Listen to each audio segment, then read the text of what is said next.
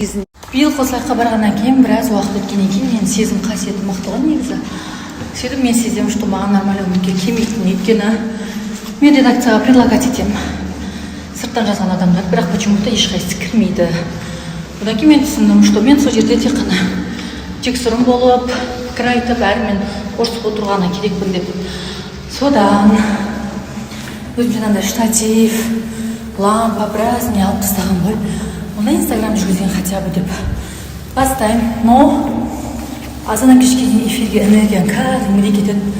Сен сағат таңғы 9-дан бастап тұрып дайындаласың, күніге шаш жуасың деген сияқты. И кешкі сағат 7-де уже түк энергияң қалмай шығады. Плюс менің еще рестрейчинг, вокалдан бар, соларға да ақша төлеп қойғам. Солар күйіп кетпесін деп жүгіріп жүрдім. Инстаграм қолдан келгенше дамыттым, бірақ ойдағыдай болмады. Маған Қосылайыққа редакциясы пранк жасаған кезде білесің ба, неге өкінгенін? Мен барғаннан кейін Қосылайыққа түсінім, что баяғыда емес, баяғыда Таужан келген кезде білесіздер ғой, қандай рейтинг мықты еді. Қосылайықтың кәдімгідей қазір мысалы 17 мың прямой эфирде болса, ол кезде 111 мың адам көретін сондай мықты еді. И біздің стористе ол кезде регулярно көп адам көріп отыратын.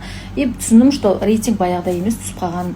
И мысалы мен 4 мың, ары кетсе жақсы көріп 5 мың стористі просмотр көріп отыратын. Содан мен кетейін ба деп ойлаған кезде сестренкам айтты, Шымкентке кел деді. Мысалы ойлан деді, сен квартираңа осынша ақша кетіп жатыр, жүріс тұрсың, сен ояқта мамаң жоқ, тамақ дайындап отыратын, көшеде тамақ жейсің.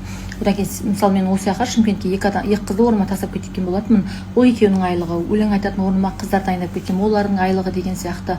Мен кәдімгі минусқа кіріп кеттім. Сол кезде сіңлім қайт деді, мен қайтқан жоқпын. Ойлағаным редакцияны сыйлағандықтан мен қалып кеткен болатын сол кезде. И сол нәрсеге мен қатты өкіндім.